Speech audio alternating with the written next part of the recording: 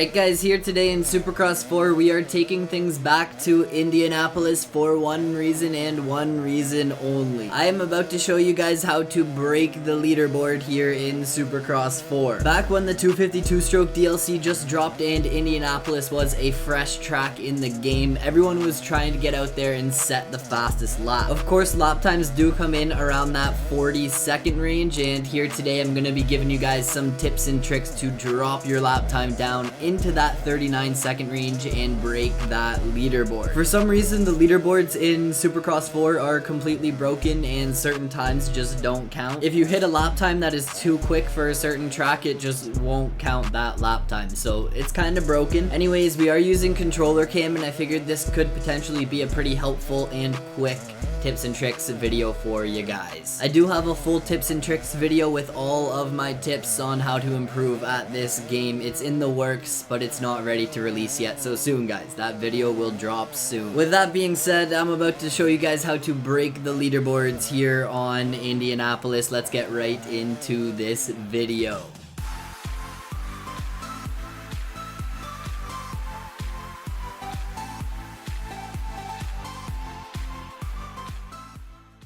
Alright, so I think here on Indianapolis, my quickest lap is actually a 39.478, and I did manage to run that exact same lap time twice. I have a ton of 39-second lap time gameplay recorded, and pretty much this whole entire video is just going to be 39-second lap. Once you get into the low 40 seconds and into that 39-second range, it seems to break the leaderboard here on Indianapolis. I would say that this track is fairly easy, but you have to master one technique, and that is the wheelie scrub. Indianapolis is a very scaled down track when compared to your regular Supercross track, and the wheelie scrub comes in so handy on this track. So I think before we get too far into this video, I'm going to showcase a lap here for you guys. Controller cam is up on the screen, so you guys can use that as a reference to see what these thumbs, what these hands are doing on that controller while I'm running this lap. If you guys do enjoy at any point in time, make sure to smash that thumbs up button for me, show some support on this video, click that subscribe button if you guys are new around here. I do want to take a moment to say that I have fired up the gaming Instagram once again. The link for that will be down below in the description. Toss me a follow. I'm pretty active over there on the gaming Insta, so yeah, let's build the Goon Army community over on Instagram. Anyways, enjoy this lap, and we will be back to break it down after the 252 stroke action. So yeah, enjoy.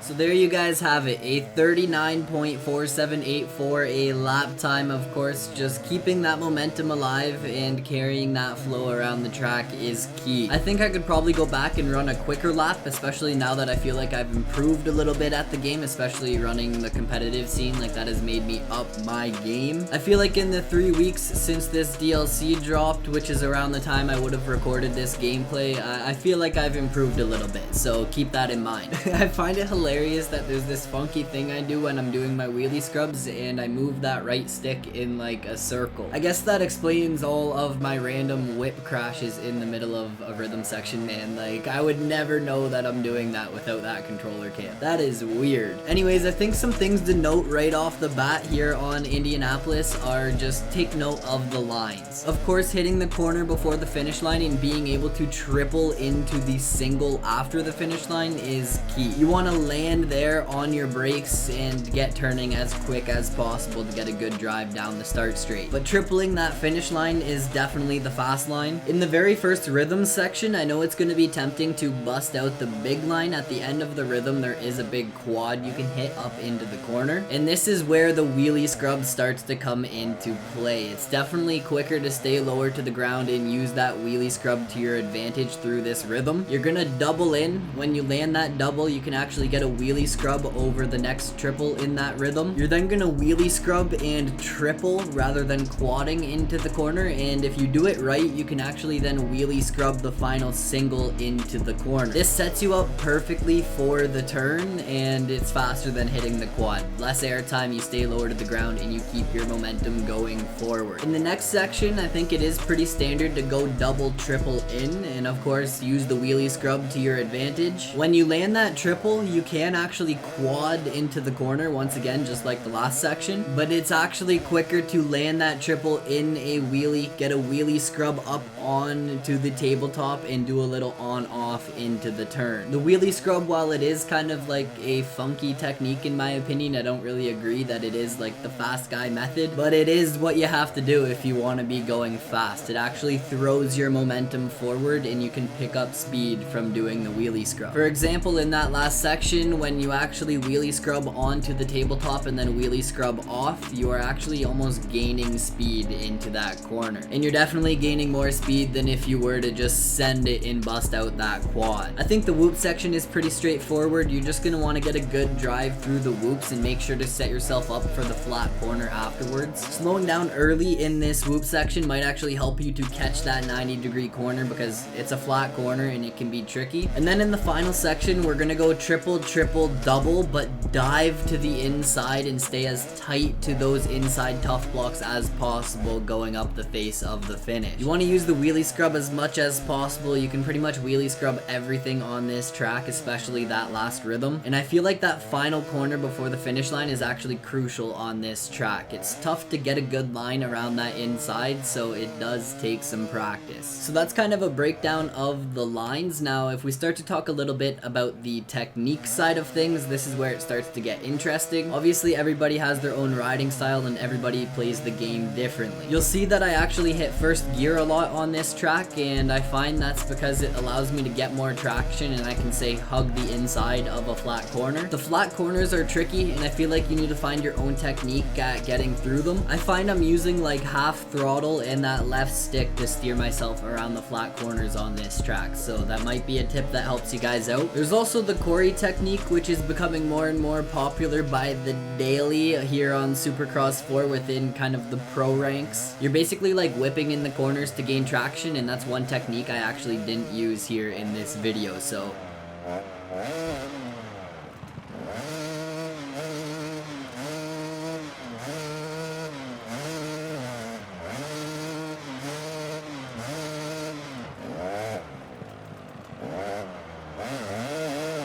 I would like to go back to Indianapolis and maybe take on my lap now that I'm learning the fast guy techniques from doing the competitive racing. Other than that, I think it's pretty straightforward here on Indianapolis. Of course, it's not a very complicated track, so when you start to break it down, it is a pretty simple track to run a decent lap on. If you guys are finding that you're having trouble with that finish line triple, I find that I almost set myself up for the landing while I'm in the air. Of course, to make the triple, you just gotta rail the corner before the finish line and hit it and hope for the best. I am leaning back off the face of the finish and stretching it out as much as possible before I push the sticks forward to level out the bike and then lock up the brakes in the air. If you watch the controller cam, I'm actually hitting the back and the front brake for this corner before I'm even touching the ground on the brakes and setting myself up for that tight 180 corner after the finish. Of course, once you get turned, you get on the gas hard and you are out of there. So I guess that can be a tricky section to nail